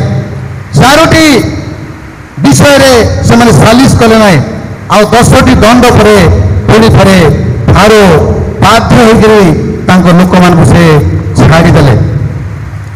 ଆମେ ଯେତେବେଳେ ଈଶ୍ୱରଙ୍କର ନିକଟବର୍ତ୍ତୀ ହେଇଯାଉ ବିଶ୍ୱସ୍ତ ଭାବରେ, ଧାର୍ମିକ ଭାବରେ, ନମ୍ର ଭାବରେ, ସେ ସମୟରେ ଈଶ୍ୱର କ'ଣ କରନ୍ତି, ଆମର ସମସ୍ତ ପ୍ରତିବନ୍ଧକକୁ, ଆମର ସମସ୍ତ ଯାହା ସବୁ ଆମର ସମ୍ମୁଖରେ ସମସ୍ୟା ଅଛି ତାକୁ ସେ କ'ଣ କରନ୍ତି, ଦୂର କରିଦିଅନ୍ତି। ଏବଂ ଦ୍ୱିତୀୟ ବିଷୟ, ଯାହା ବାଇବେଲରେ ବିଶ୍ୱାସ ସହିତ ବୁଝାମଣା କରାଯାଇଥିଲା, ସେ କି ପ୍ରକାର ଭାବରେ ତାଙ୍କର ରାଜ୍ୟକୁ ତାଙ୍କଠାରୁ ବାହାର କରିଦିଆଯାଇଥିଲା। ଆମେ ଯଦି ସୋଲୋମନଙ୍କର ବିଷୟ ଦେଖିବା, ଯେ ସୋଲୋମନଙ୍କର ସମୟରେ ସୋଲୋମନକୁ ଈଶ୍ୱର ବହୁତ ଆଶୀର୍ବାଦ କରିଥିଲେ, ଜ୍ଞାନ ଦେଇଥିଲେ, ବୁଦ୍ଧି ଦେଇଥିଲେ, ବିଭିନ୍ନ ପ୍ରକାର ରାଜ୍ୟରେ ତାଙ୍କୁ ଅତି ସମ୍ଭ୍ରାନ୍ତ କରିଥିଲେ। କିନ୍ତୁ ତାର 11:1-8 ପଦରେ ଯଦି ଦେଖିବା, ସୋଲୋମନଙ୍କର ପାପ, ସେ କ'ଣ କି ପ୍ରକାର ପାପ କଲେ ନା ବିଦେଶୀୟ ସ୍ତ୍ରୀମାନଙ୍କୁ ସେ 1000 ସ୍ତ୍ରୀକୁ ସେ କ'ଣ କରୁଛନ୍ତି, ବିଶ୍ୱାସ ସହିତ ବୁଝାମଣା କରି ସେ ସ୍ତ୍ରୀମାନଙ୍କୁ ସେ ବାହାଘର କଲେ। 1000ଟା ସ୍ତ୍ରୀ ସେ ରଖିଲେ ଏବଂ ସେଇ ସ୍ତ୍ରୀମାନେ କ'ଣ କରୁଛନ୍ତି, ମୂର୍ତ୍ତି ପୂଜା କରିବା ପାଇଁ ତାଙ୍କୁ ସେମାନେ ବାଧ୍ୟ କରୁଛନ୍ତି। ଯେଉଁ ସୋଲୋମନ କି ଆଉ ପବିତ୍ର ଦାଉଦ ମହାରାଜାଙ୍କର ପୁତ୍ର ଥିଲେ, ଆଉ ଦାଉଦ ମହାରାଜ ଯେଉଁ ସମସ୍ତ ପବିତ୍ର ଜୀବନ କାଟିଥିଲେ, ତାଠୁ ସୋଲୋମନ କ'ଣ କରୁଛନ୍ତି, ସେ 1000ଟା ସ୍ତ୍ରୀ ସେ ବାହା ହେଲା ପରେ ସେ କ'ଣ କରୁଛନ୍ତି ନା ଈଶ୍ୱରଙ୍କର ବିଶ୍ୱାସକୁ ସେ ତ୍ୟାଗ କରିଦେଉଛନ୍ତି। ଆଉ ସେଇଥିପାଇଁ ଈଶ୍ୱରଙ୍କର ସେ ପରମେଶ୍ୱରଙ୍କର ମାନଦଣ୍ଡକୁ ସେ ଲଙ୍ଘନ କରୁଛନ୍ତି। ରାଜନୈତିକ କାରଣରୁ ସେ 1000 ସ୍ତ୍ରୀକୁ ସେ ବିବାହ କରିଥିଲେ ଏବଂ ସେମାନେ କ'ଣ କଲେ ତାଙ୍କ ହୃଦୟରେ ଦେବଗଣ ପ୍ରତି ଆକର୍ଷିତ କରିଥିଲେ। ସୋଲୋମନଙ୍କର ଜୀବନରେ ତାଙ୍କର 1000ଟା ସ୍ତ୍ରୀ କ'ଣ କରୁଛନ୍ତି ଈଶ୍ୱରଙ୍କ ଠାରୁ ସେ ଦେବଗଣ ପ୍ରତି ତାଙ୍କୁ ଆକର୍ଷିତ କରୁଛନ୍ତି। ଆଉ ଯେତେବେଳେ ସେ ଆକର୍ଷିତ ହେଲେ 1000ଟା ସ୍ତ୍ରୀ ରଖିଲେ ଏବଂ ବିଶ୍ୱାସ ଈଶ୍ୱରଙ୍କ ଠାରୁ ବିଶ୍ୱାସରେ ସେ ବହୁତ ଦୂରକୁ ଚାଲିଗଲେ ସେହି ସମୟରେ ଈଶ୍ୱରଙ୍କର କ୍ରୋଧ ତାଙ୍କ ପ୍ରତି ଆସିଲା। ଆଉ ଈଶ୍ୱରଙ୍କର କ୍ରୋଧରେ ସେ କ'ଣ ହେଲେ ନା ତାଙ୍କର ନିକଟରୁ ତାଙ୍କ ରାଜ୍ୟକୁ ସେ କ'ଣ କରୁଛନ୍ତି ନେଇଯାଉଛନ୍ତି। ତାଙ୍କ ନିକଟରୁ ତାଙ୍କ ରାଜ୍ୟକୁ ସେ ନେଇଯାଉଛନ୍ତି। ସେଥିପାଇଁ ବାଇବେଲ ଆମମାନଙ୍କୁ ଏହି କଥା ଶିକ୍ଷା ଦିଏ ଯେ ପ୍ରଭୁ ଯୀଶୁ ସେ ଆମମାନଙ୍କୁ ସେବା କରିବା ନିମନ୍ତେ ଆସିଥିଲେ, ସେବା ପାଇବା ନିମନ୍ତେ ସେ ଆସିନଥିଲେ। ଅନେକ ସମୟରେ ଆମ ଜୀବନରେ ଆମେ କ'ଣ କରୁ ନା ଆମର ଅହଙ୍କାର, ଆମର ଗର୍ବ, ଆମଙ୍କର ମାନସିକ ଚିନ୍ତାଧାରା ପ୍ରଭୁ ଯୀଶୁ ଖ୍ରୀଷ୍ଟଙ୍କର ବିଶ୍ୱାସଠୁ ଆମମାନଙ୍କୁ ଦୂରକୁ ନେଇଯାଉ। ସେଇଥିପାଇଁ ଆମର ବିଶ୍ୱାସର ମୂଲ୍ୟକୁ ଆମେ ବୁଝିନଥାଉ। ଆମର ବିଶ୍ୱାସର ମୂଲ୍ୟକୁ ଆମେ ବୁଝିନଥାଉ। ଆମେ ବିଶ୍ୱାସୀ ଅବିଶ୍ୱାସୀ ପରେ ଆମେ ଜୀବନ କାଟୁ। ଆମେ ବାଇବେଲ ପଢ଼ିବା ପାଇଁ କମ୍ ସମୟ ଦେଉ, କିନ୍ତୁ ପରଚର୍ଚ୍ଚାକୁ ଆମେ ଅଧିକା ସମୟ ଦେଉ। ପ୍ରାର୍ଥନାକୁ ଆମେ କମ୍ ସମୟ ଦେଉ, କିନ୍ତୁ ଅନ୍ୟାନ୍ୟ ଆନନ୍ଦ କରିବା ପାଇଁ ଆମେ ଅଧିକା ସମୟ ଦେଇଥାଉ। ସେଇଥିପାଇଁ ବିଶ୍ୱାସ ଆମମାନଙ୍କର ସ୍ଥିର ରହିନଥାଏ। ଆଉ ଆମମାନଙ୍କର ଜୀବନରେ ଅନେକ ସମୟରେ କ'ଣ ଆସେ ନା ଅସ୍ଥିର ଭାବରେ ଆମେ ବିଶୃଙ୍ଖଳିତ ହୋଇଥାଉ। ଈଶ୍ୱରଙ୍କର ନିକଟବର୍ତ୍ତୀ ହେବା ଅପେକ୍ଷା ଆମେ ପାପର ନିକଟବର୍ତ୍ତୀ ବେଶୀ ହେଇଥାଉ। ଈଶ୍ୱରଙ୍କର ନିକଟବର୍ତ୍ତୀ ହେବା ଅପେକ୍ଷା ଆମେ ଶୈତାନର ନିକଟବର୍ତ୍ତୀ ବେଶୀ ହେଇଥାଉ। ତେଣୁ ଏଇଠି ସୋଲୋମନଙ୍କର ଜୀବନରେ ସୋଲୋମନକୁ ଏତେ ଈଶ୍ୱର ଆଶୀର୍ବାଦ କଲେ, କିନ୍ତୁ ସୋଲୋମନ କ'ଣ କରୁଛନ୍ତି ନା 1000ଟା ସ୍ତ୍ରୀ ରଖିଲେ ଏବଂ ଈଶ୍ୱରଙ୍କର ନିକଟରୁ ସେ ଦୂରକୁ ଗଲେ। ତାପରେ କ'ଣ ତାଙ୍କର ପରିସ୍ଥିତି ଆସିଲା ନା ଶେଷରେ ତାଙ୍କର ରାଜ୍ୟ ତାଙ୍କଠାରୁ ବାହାର କରିଦିଆଗଲା। ଯଦି ଆଜି ଆମେ ପ୍ରଭୁଙ୍କ ନିକଟରେ ଆମମାନଙ୍କର ବିଶ୍ୱାସରେ ଯଦି ସ୍ଥିର ନୁହଁ, ତାହେଲେ ଆମ ଉପରେ ଈଶ୍ୱରଙ୍କର ଯେଉଁ ଅନୁଗ୍ରହ ଅଛି ସେ ଅନୁଗ୍ରହ ଆମଠାରୁ ନିଆଯିବ। ଈଶ୍ୱର ଆମ ପାଇଁ ତାଙ୍କର ଯେଉଁ ବହୁମୂଲ୍ୟ ଜୀବନ ଦେଇଥିଲେ, ସେ ଜୀବନର କୌଣସି ମୂଲ୍ୟକୁ ଆମେ ବୁଝିପାରୁନାହୁଁ। ଏଣୁ ପ୍ରିୟ ଭାଇ ଭଉଣୀମାନେ, ଜୋହନ କାହିଁକି ସେଇ ଏକ ନିର୍ଦ୍ଦିଷ୍ଟ ବିଷୟକୁ ସେ ଲେଖିଲେ ଯେ ଜଗତ ସହିତ ଯଦି ଆମେ ସହଭାଗିତା କରିବା, ତାହେଲେ ଜଗତ ଆମକୁ କ'ଣ କରିବ? ବିପଦରେ ପକାଇବ। କାରଣ ଜଗତ ହେଉଛି କ୍ଷଣକାଳ ସ୍ଥାୟୀ।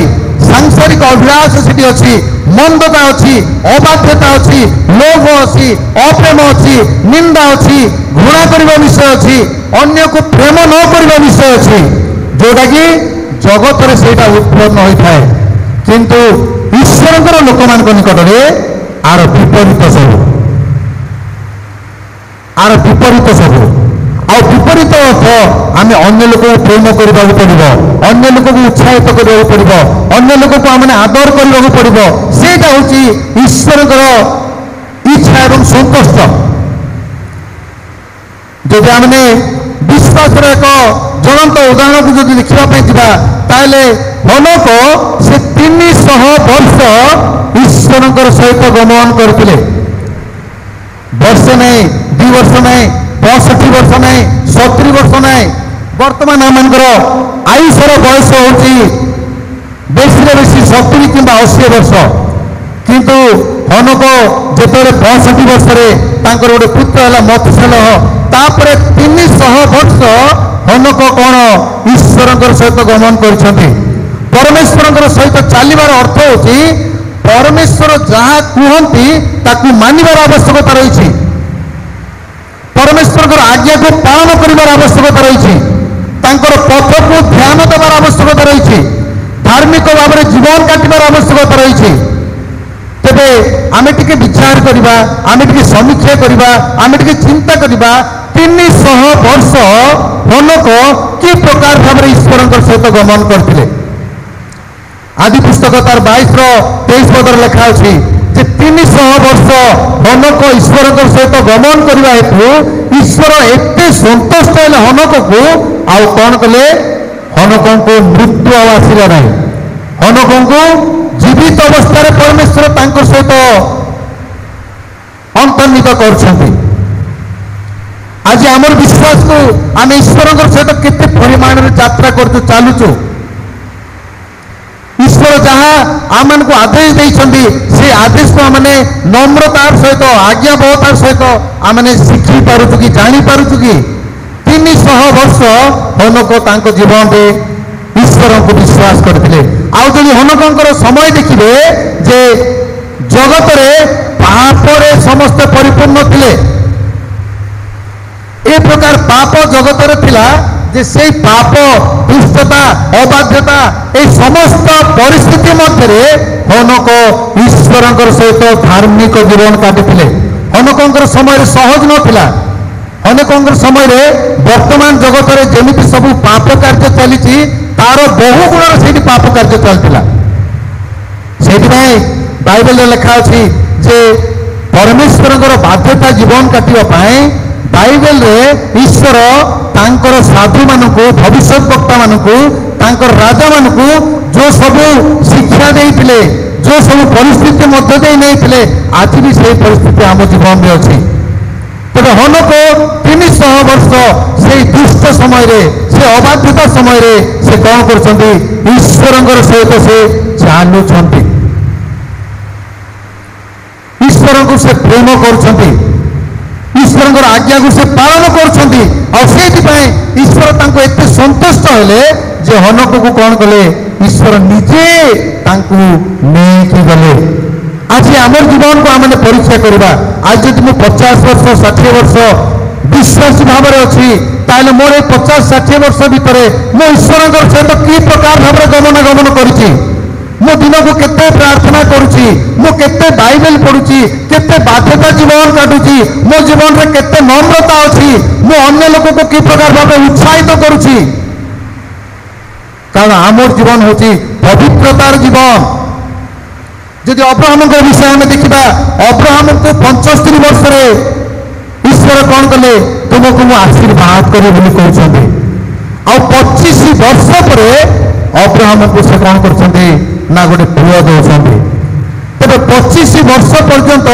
ଅବ୍ରାହମ ବି ତାଙ୍କ ଜୀବନରେ ଈଶ୍ୱରଙ୍କ ପ୍ରତି କୌଣସି ବିଶ୍ୱାସରୁ ସେ ଦୂରକୁ ଗଲେ ନାହିଁ ଈଶ୍ୱର ଯାହା ତାଙ୍କୁ ପ୍ରତିଜ୍ଞା କଲେ ସେ ପ୍ରତିଜ୍ଞାକୁ ସେ ବିଶ୍ୱାସ କରୁଥିଲେ ଆଜି ବି ଈଶ୍ୱର ଆମକୁ ପ୍ରତିଜ୍ଞା କରୁଛନ୍ତି ଆମ ଜୀବନରେ ଅନେକ ଆଶୀର୍ବାଦ ଦେବା ପାଇଁ ପ୍ରତିଜ୍ଞା କରୁଛନ୍ତି କିନ୍ତୁ ଆମେ ଈଶ୍ୱରଙ୍କର ଆଶୀର୍ବାଦକୁ ଆମେ କ'ଣ କରୁଛୁ ତାଙ୍କର ପ୍ରତିଜ୍ଞାକୁ ଆମେ ବିଶ୍ୱାସ କରିପାରୁନୁ ଆଦି ପୁସ୍ତକ 7:11 ବହୁତ ସୁନ୍ଦର ବିଷୟ ଲେଖା ଅଛି ଆଦି ପୁସ୍ତକ 7:11 ନୋହଙ୍କର ବିଷୟରେ ଲେଖା ଅଛି ମାନେ 500 ବର୍ଷରେ ନୋହଙ୍କୁ କୁହାଗଲା ତୁମେ ଜାହାଜ ନିର୍ମାଣ କର 100 ବର୍ଷ ପର୍ଯ୍ୟନ୍ତ 600 ବର୍ଷରେ ଜଳପ୍ଲାବନ ଆସିଲା ଆଦି 7:11 ଲେଖା ଅଛି ମାନେ 100 ବର୍ଷ ପରେ ଜଳପ୍ଲାବନ ଆସିଲା 100 ବର୍ଷ ପର୍ଯ୍ୟନ୍ତ ନୋହଙ୍କୁ ଅନେକ ଲୋକ ଉପହାସ କଲେ ଅନେକ ଲୋକ ପରିହାସ କଲେ କିନ୍ତୁ ନୋହ ସେ ବିଶ୍ୱାସରେ ଦୃଢ଼ ଥିଲା ଆଉ ନୋହ ବିଚଳିତ ହେଲା ନାହିଁ ଜଗତ ସଂସାରର এই ଅବାଧ୍ୟତା ଜୀବନ ପ୍ରତି ତାଙ୍କର ମନକୁ ସେ ଦେଲା ନାହିଁ ଅନେକ ଲୋକ ତାକୁ ପରିହାସ କଲେ ସେ ବର୍ଷାକୁ ଦେଖିନଥିଲେ କିନ୍ତୁ ଈଶ୍ୱର ଯେବେ କହିଲେ ଯେ ଜଳପ୍ଲାବନ ହେବ ବର୍ଷା ହେବ ଆଉ ନୋହ ବିଶ୍ୱାସ କଲେ ଆଉ ନୋହ ବିଶ୍ୱାସ କରିବା ହେତୁ ନୋହ କ'ଣ ହେଲେ ରକ୍ଷା ପାଇଲେ ନୋହ ରକ୍ଷା ପାଇଲେନି ନୋହ ତାଙ୍କ ପରିବାର ରକ୍ଷା ପାଇଲେ 100 ବର୍ଷ ପର୍ଯ୍ୟନ୍ତ ଅନେକ ପ୍ରକାର ତାଡ଼ନା ମଧ୍ୟରେ ସେ ନୋହ ଯାଇଛନ୍ତି କିନ୍ତୁ ଈଶ୍ୱର ତାଙ୍କୁ 100 ବର୍ଷ ପରେ ଜଳପ୍ଲାବନ ହେଲା ଆଉ ସେ ଉଦ୍ଧାର କରିଥିଲେ ବିଶ୍ୱାସ ଗୋଟେ ଏ ପ୍ରକାର ଜିନିଷ ଆମେ ଈଶ୍ୱରଙ୍କ ଉପରେ ସ୍ଥାପନ କରିବାର ଆବଶ୍ୟକତା ରହିଛି এই জগତ ଉପରେ ଯଦି ଆମେ ସ୍ଥାପନ କରିବା ତାହେଲେ ଜଗତ ହେଉଛି କ୍ଷଣକାଳ ସ୍ଥାୟୀ ଅବ୍ରାହମ ବି 25 ବର୍ଷ ପରେ ତାଙ୍କର ପ୍ରତିଜ୍ଞାକୁ ସେ କ'ଣ କରିଥିଲେ ପ୍ରାପ୍ତ ହୋଇଥିଲେ ମୋର ପ୍ରିୟ ଭାଇ ଭଉଣୀମାନେ ଅନେକ ସମୟରେ ଆମେ ଆମ ଜୀବନରେ ଭାବୁ ଯେ ମୁଁ ଗୋଟେ ଅଯୋଗ୍ୟ ଲୋକ मूसा जीवन में 5 थर ईश्वर तांको मिस्र देशरू किणा देश को से इस्राएल लोक मानक नापी से कहते किंतु मूसा तांको जीवन में निजक से कौन कर नुह बोली भावुंट मूसांकर भी जीवन में विश्वास टे दुर्बल था से कथा कही पार नथिले लीडरशिप से मना करुले मोर कथा को से विश्वास करेंगे ना बोली से कहते जदि आम यात्रा 3:11 3:13 4:1 4:10 और 4:13 आम देखू भिन्न भिन्न बाहाना करी मूसा कौन करते ना ईश्वर को मुझे कार्य करें से कहते किंतु जिते मूसा को ईश्वर आहरी उत्साहित कले तुम द्वारा ही कार्य हम बोली कहले मूसा शेष से कौन कले ताकू से ग्रहण कले आ मूसा ग्रहण करने परिस्थिति अनेक प्रकार परिस्थिति जीवन में आसला किंतु ईश्वर कौन कर मूसा द्वारा लक्ष लक्ष इस्राएल लोक मान से कौन कर मिस्र देश आश्चर्य भाव में कढ़ाई नौ आज आम जो ईश्वर निकट में से विश्वास स्थापन करूँ ईश्वर आज्ञार बाध्यता जीवन काटू ईश्वर को आम वाक्य को पालन करूँ ताहले ईश्वर चाहती आम द्वारा से अनेक गुड़ाए कार्य करने किंतु आम सिद्धांत नेबा पड़ो जे ईश्वर कार्य मु करी ईश्वर सहित मु गमन करी ईश्वर सहित मु संपर्क स्थापन करी जगत सहित नुह जगतर पाप जगतर दुर्बलता सहित नुह ईश्वर सहित मु चली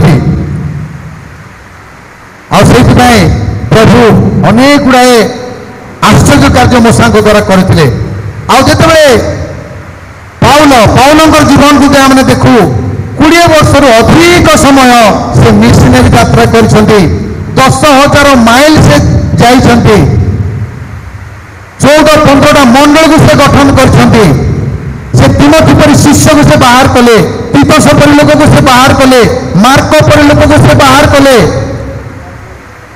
तांको जीवन में अनेक प्रकार चैलेंजेस थिला किंतु से कौन एत मंडली गठन कले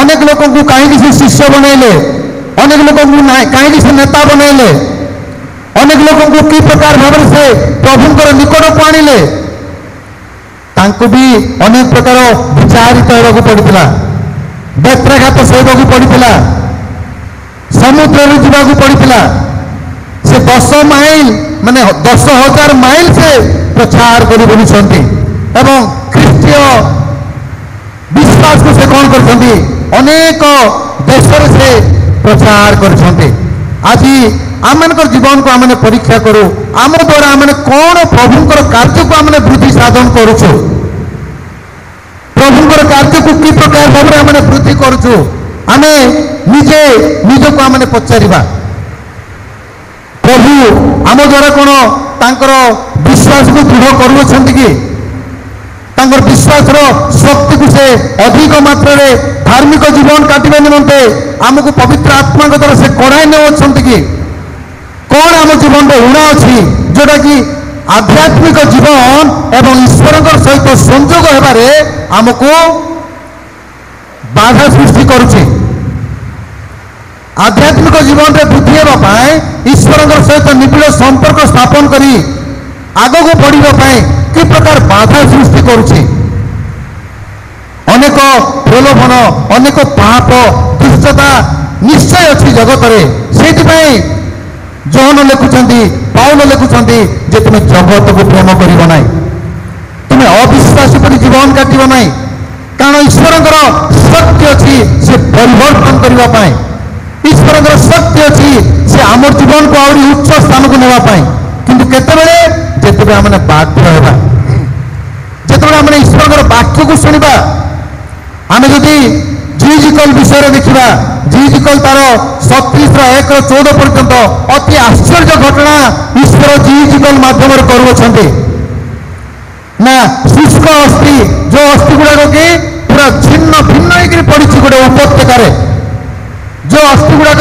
जीवन नथिला किंतु सेठी ईश्वर जिजिकल कहते हे मनुष्य संतान ईश्वर जिजिकल कहते हे मनुष्य संतान तुम्हें कौन कर शुष्क अस्थि को तुम्हें प्रचार कर शुष्क शुष्क अस्थि मान तुम्हें वायु को तुम्हें माने माग दूत मान द्वारा आईटी अति आश्चर्य घटना सब घटुअछि शुष्क अस्थि पुणी संयुक्त होउछि आ शुष्क अस्थि मांस होउछि आ से मांस पे 3 थर मनुष्य संतान भाव में से कहले आ 3 थर आश्चर्य घटना ये जो जीजिकल 37:1-14 अच्छी आमर जीवन कौन शुष्क अवस्था अच्छी कि आमर जीवन कौन ईश्वर ठारू विच्छिन्न हो जाइए कि जब आम जीवन विच्छिन्न होती तेज मंडल शिक्षा को आम मनोयोग कर आवश्यकता रही आम नेतृत्व को आम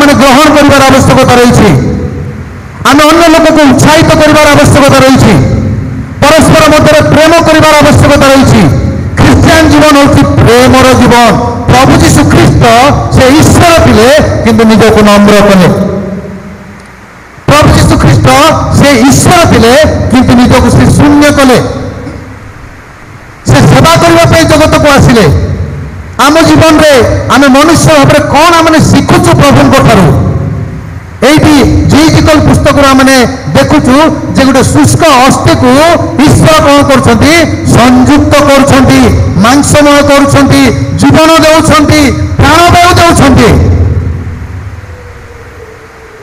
विश्वास करने हेतु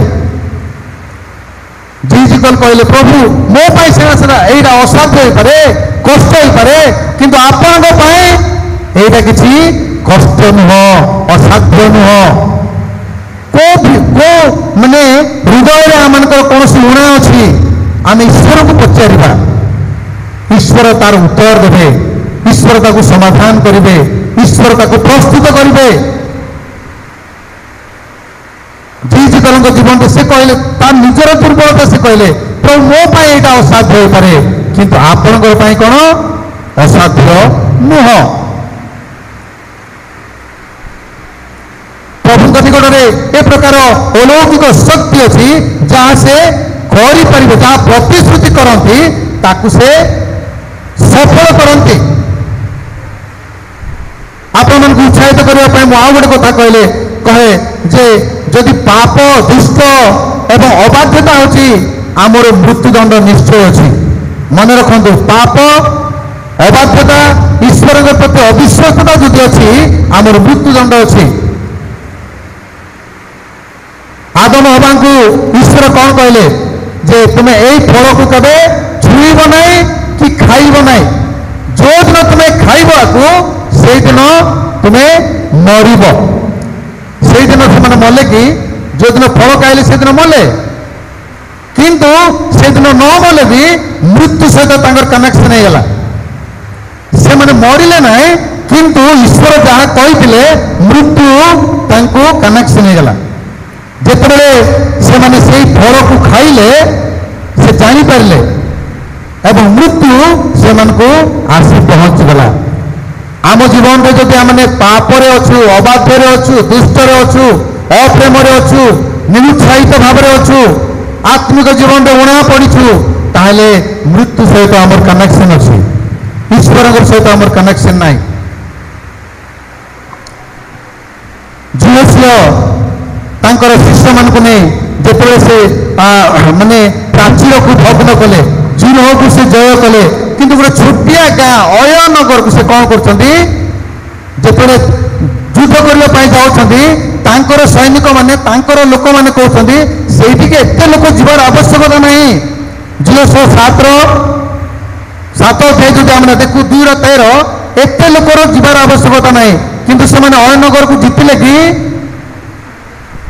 जययुक्त कले कौन पे से हारिले हारिबार कारण हूँ आखन कौन पाए लोभ बेसी बड़ जिनस नाला से बहुत बड़ जिनस नाला किंतु आखन पाप आखन माने लोभ आखन दुष्टता हेतु से दिन पराजय होते दिन पराजय होते माने ताकू जी आम देखा से गोटे सेकल को पाखापाखि 10 ରୁ 16 ग्राम बोली लिखा जाए से ସେଇ କେତେଟା ମାନେ ସୁନ୍ଦର ଗୋଟେ ବାବିଲୋନୀୟ ବସ୍ତ୍ର 2 ସେକଲ ରୂପା 50 ସେକଲ ପରିମିତ ସୁନା ଖଣ୍ଡକୁ ଦେଖିକିରି ସେ କଣ କରିଥିଲା ଲୋଭ କରି ତାଙ୍କର ସ୍ଥାନରେ ସେ ଲୁଚେଇକି ରଖିଥିଲା। ଆମେ ଲୋଭରେ କୋଉ ସବୁ ପାପକୁ ଗୁପ୍ତ ଭାବରେ ରଖିଛୁ, କୋଉ ଅଧର୍ମ ମଧ୍ୟରେ ଆମେ ଅଛୁ, ଜଗତର କୌଣସି ସାଂସାରିକ ଅଭିଳାଷ ମଧ୍ୟରେ ଆମେ ଅଛୁ। ଯଦି ଏ ପ୍ରକାର ପରିସ୍ଥିତି ମଧ୍ୟରେ ଅଛୁ ତାହେଲେ ଆମେ ପରାଜୟ ଅବସ୍ଥାରେ ଅଛୁ। ବିଜୟ ଈଶ୍ୱରଙ୍କର ପ୍ରଭୁ ଯୀଶୁ ଖ୍ରୀଷ୍ଟଙ୍କର ସହିତ ଆମେ ଅଛୁ, କିନ୍ତୁ ସେଇ ଯୋଉ ପାପ ଲୋଭ ଦୁଷ୍ଟ ଆମକୁ କଣ କରୁଛେ, ଆମର ଜୀବନକୁ ପରାଜୟ ଅବସ୍ଥାରେ ରଖିଛି। ପୁନର୍ଜୀବନ ଆଣିବା ପାଇଁ ଆମେ ଚେଷ୍ଟା କରିପାରୁନାହୁଁ। ତେଣୁ ପରମେଶ୍ୱର ଯୋଉମାନଙ୍କୁ ବ୍ୟବହାର କରିବା ପାଇଁ ଚାହାନ୍ତି ସେମାନଙ୍କୁ ସେ କଣ କରନ୍ତି, ବିଶ୍ୱାସୀର ପୁରୁଷ କରନ୍ତି, ପରିଶ୍ରମ କରନ୍ତି, ଧାର୍ମିକ ଧୈର୍ଯ୍ୟବାନ କରନ୍ତି, ସାହସିକ ଦିଅନ୍ତି ଏବଂ ପ୍ରାର୍ଥନା ସହିତ ସେ ବୃଦ୍ଧି ସାଧନ କରନ୍ତି। ଜଣେ ଖ୍ରୀଷ୍ଟ ବିଶ୍ୱାସୀର ଜୀବନରେ ବିଶ୍ୱାସ ରହିବାର ଆବଶ୍ୟକତା ରହିଛି, ସେ ପରିଶ୍ରମ କରିବାର ଆବଶ୍ୟକତା ରହିଛି, ଧୈର୍ଯ୍ୟବାନ ହେବାର ଆବଶ୍ୟକତା ରହିଛି, ସାହସିକ ହେବାର ଆବଶ୍ୟକତା ରହିଛି, ଦୃଢ଼ତାରେ ଈଶ୍ୱରଙ୍କର କାର୍ଯ୍ୟ କରିବାର ଆବଶ୍ୟକତା ରହିଛି ଏବଂ ପ୍ରତି ସମୟରେ ପ୍ରାର୍ଥନାଶୀଳ ଜୀବନ କାଟିବାର ଆବଶ୍ୟକତା ରହିଛି। ତାହେଲେ ପ୍ରଭୁ କଣ କରିବେ, ଆମକୁ ଯେତିକି ଜୀବନ ଦେଇଛନ୍ତି, ଯେତିକି ଆୟୁଷ ଦେଇଛନ୍ତି, ସେଥିରେ ସେ ଆମକୁ ଆଶୀର୍ବାଦ କରିବେ, ତାଙ୍କର ଅନୁଗ୍ରହରେ ପରିପୂର୍ଣ୍ଣ କରିବେ ଏବଂ ତାଙ୍କ ଯୋଉ ସବୁ ପୁରସ୍କାର ଅଛି ସେ ପୁରସ୍କାର ସେ ଦେଇ ଆମକୁ ଗ୍ରହଣ କରିବେ। ପ୍ରଭୁ ମଣ୍ଡଳୀ ଏବଂ ବିଶ୍ୱାସୀମାନଙ୍କୁ ବହୁ ପରିମାଣରେ ଆଶୀର୍ବାଦ କରନ୍ତୁ। ଆମେ ଯେପରି ଆମ ଜୀବନରେ ଦୁଇଟି ଅଂଶକୁ କେବେ ରଖିବା ନାହିଁ, ସ୍ଥାନ ଦେବା ନାହିଁ। ଆମ ଜୀବନରେ ପାପକୁ ଆମେ ସ୍ଥାନ ଦେବା ନାହିଁ, ଆମେ ଲୋଭକୁ ସ୍ଥାନ ଦେବା ନାହିଁ। ତାହେଲେ ଯଦି ସେଇ ବିଷୟକୁ ଆମେ ସ୍ଥାନ ଦେଉ ତାହେଲେ ଈଶ୍ୱର ଆମ ଜୀବନରେ କାର୍ଯ୍ୟ ସାଧନ କରନ୍ତି ନାହିଁ। ପ୍ରଭୁ ଆମେ ସମସ୍ତଙ୍କୁ ଆଶୀର୍ବାଦ କରନ୍ତୁ। ବହୁତ ବହୁତ ଧନ୍ୟବାଦ।